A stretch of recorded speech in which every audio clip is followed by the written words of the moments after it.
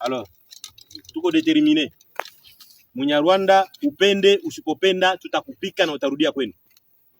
Aba biana banaacha manyumba, banaacha vyote juu kupigania bulongo. Tunayua ile milima yote na yala.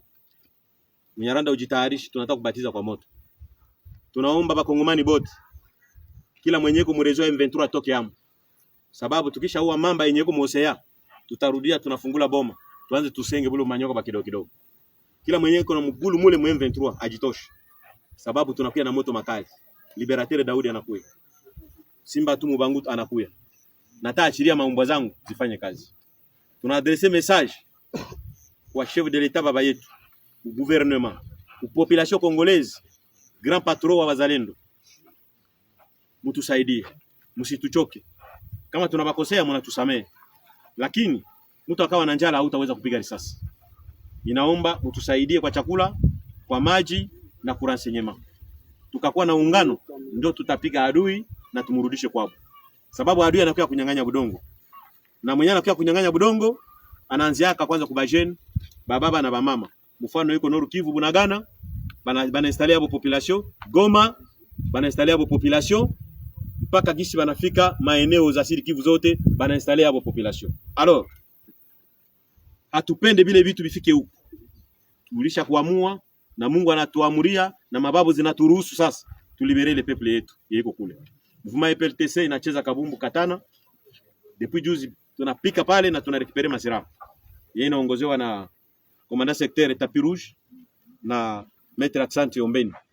Alors, kwa hii EPLTC kuna wika huku mu territoire ya Walungu, tuko na imani kama msiku kidogo tuko na kanyaka Bukavu. Adui Kagame, ujitayarishi. Tuko tunakuya kule. Tutafete na wewe mafete zimwa pale kwako. Sababu turose tro. Na tunakwambia kila match yenye iko na ale inakuwa na retour.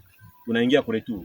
Majeshi mko tayari? Ndio. Mpiga Kagame? Ndio. Mko tayari tupiga Mnyarwanda? Ndio. Msindikize kwao? Ndio. Morale iko? Ndio. Asante sana. La patrie ou la mort, nous vaincrons. Je dis et je vous remercie. La mission documente des violations et atteintes aux droits humains d'une ampleur et étendue effroyable. Il est très préoccupant que les affrontements continuent sans répit dans le nord Kivu et le sud Kivu. J'appelle toutes les parties au conflit à s'engager immédiatement en faveur d'un cessez-le-feu et à reprendre les négociations et de respecter le droit international humanitaire et les droits humains. Je renouvelle mon appel au Rwanda à retirer ses troupes du territoire de la RDC et à cesser tout soutien au M23. J'appelle aussi tous les États qui ont une influence sur les parties au conflit à encourager le respect du droit international. Je les exhorte à faire tout ce qui est en leur pouvoir pour répondre à cette grave crise dans cette région et à soutenir les efforts de médiation pour trouver une solution durable, notamment en traitant les causes profondes de cette instabilité. Dictateur Paul Kagame au Rwanda s'en prend au Congo et maintenant il vise même les États-Unis. Ce mec-là, franchement, quand il va voir arriver les Américains, il va détaler comme un lapin. J'ai hâte de voir ça. Alors mes amis, je vous explique. Le Rwanda a décidé de créer la première conférence internationale sur la sécurité en Afrique. Et regardez bien parce que Kagame a fait un discours et il se fout de la gueule et du Congo et des États-Unis. Parce que dans son discours, regardez bien, il a dit il faut que la paix et la sécurité en Afrique ne soient pas externalisées, c'est-à-dire qu'il n'y ait pas d'acteurs externes. Et les solutions doivent être faites par les Africains. Alors déjà, si tu désarmais le M23 et t'arrêtais de les financer, ce serait déjà une bonne chose. Mais là, surtout, ils visent les États-Unis. Ah oui, mes amis, parce que comme par hasard, il y a quelques semaines à la fin du mois d'avril, on a appris que Kinshasa avait fait un accord avec les États-Unis pour la sécurité de ces minerais. C'est-à-dire qu'il va y avoir des troupes américaines pour protéger le Congo. Ces troupes américaines, c'est pas n'importe qui, mes amis. Hein. C'est les Blackwater. Alors maintenant, ils s'appellent Academy. Mais Blackwater, c'est juste une milice privée d'anciens Navy Seals. Tu vois, c'est des mecs de l'armée américaine. Donc quand le M23, ils vont voir arriver les Navy Seals, ils vont détaler comme des lapins et ils vont retourner à Kigali. Hein. Et moi, personnellement, j'aime pas les Américains. Mais je dois dire que j'ai hâte de voir ça. Parce que certes, il faut pas se cacher derrière son petit doigt, ils vont prendre une petite commission. Hein, ils vont se servir sur les minerais. C'est malheureux, mais c'est comme ça. Le Congo, malheureusement, ils ont pas trop le choix. Mais juste voir le M23 détaler, Ah, ça va me faire plaisir ça, j'attends que ça. Je n'attends que ça, mes amis. Pour une fois, je vais être du côté des Américains. Qu'est-ce qui m'arrive? Oh, say, can you see? Bon, non, on va peut-être éviter ça quand même. Allez, bon courage à ceux qui vont survivre et vive l'Afrique libre et souveraine. Nous sommes venus faire le point sur la situation générale dans la province du Tanganyika.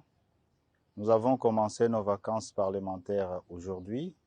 Avant de descendre sur terrain, nous avons passé en revue les différents problèmes que nous avons posés lorsque nous sommes rentrés des vacances en décembre. Et nous avons insisté sur la question de la sécurité et nous avons aussi eu l'occasion de préciser le drame qui s'est déroulé à Moba.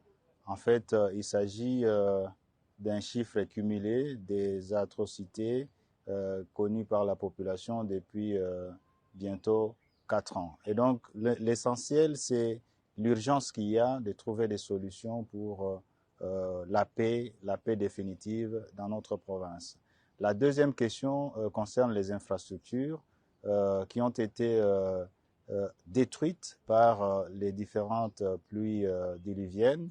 La réhabilitation du port de Kalemi, du boulevard Lumumba, le port de Moba, de Muliro, la ville de Kabalo, et la ville de Kongolo, et bien beaucoup d'autres problèmes. Et sur le plan social, il a été question du problème de l'ancienne société Filtizaf, où les intérêts des anciens travailleurs sont en jeu, les intérêts de l'État aussi, et il y a un cafouillage total.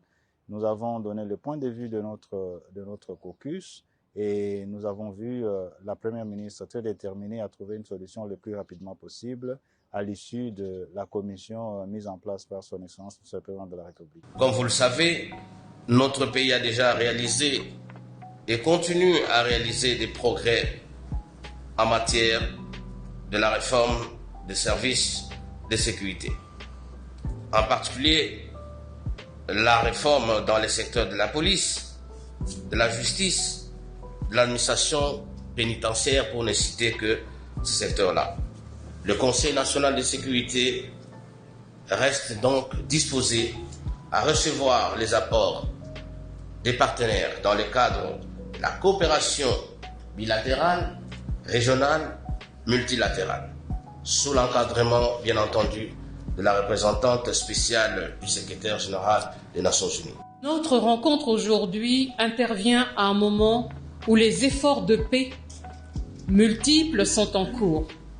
La déclaration de principe signée à Washington entre la RDC et le Rwanda, ainsi que la médiation du président Faure Gnassingbé, donc médiation togolaise en cours, offre des perspectives encourageantes. Ce contexte favorable nous invite donc à une réflexion approfondie sur l'état actuel de la réforme du secteur de la sécurité en RDC, ses progrès, ses défis, mais aussi ses opportunités. Les Nations Unies réaffirment leur engagement à accompagner ces efforts conformément à la résolution du Conseil de sécurité 2773 de février 2025.